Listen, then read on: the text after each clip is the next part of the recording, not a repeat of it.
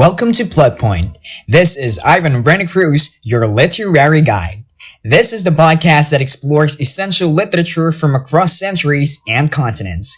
Each episode, we break down a single work, covering the plot, the essential story, then diving into the point, the critical analysis, context, and enduring meaning.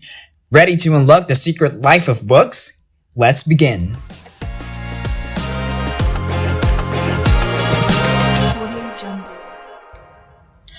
Today on Plot Point, we travel to America for the monumental novel Little Women by Louisa May Alcott. First, let's establish the plot, the essential narrative, characters, and events that define Little Women. Little Women chronicles the lives of the four March sisters, Meg, Jo, Beth, and Amy, as they come of age in Civil War-era New England, guided by their mother Marmee while their father is away. The girls navigate poverty and societal expectations, each developing her own character and talents. Over a decade, they experience key life events. Meg marries John Brooke, Jo pursues writing, eventually marrying Professor Baker, Beth tragically dies, and Amy marries their wealthy neighbor, Laurie.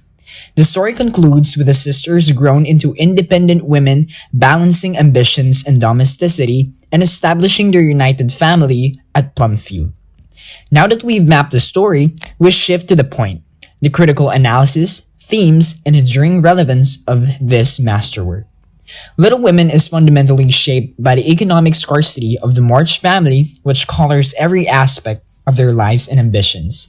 The narrative repeatedly emphasizes the limitations placed on the girls by their relative poverty, especially contrasting their worn clothes and meager resources with the affluence of their neighbor Laurie, highlighting the stark realities of class division in 19th century America.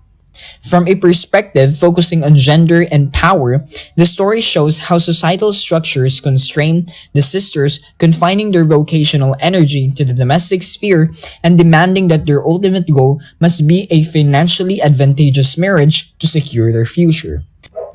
Jo's rejection of this prescribed role to pursue intellectual independence as a writer and her initial disdain for marrying for money represent a powerful challenge to the patriarchy, even as the other sisters, like Meg and Amy, reluctantly submit to the era's materialistic expectations to achieve security.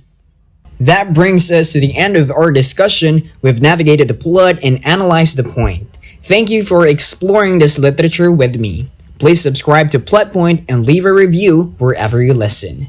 Join me next time for a new book and a new journey. Until then, keep reading between the lines.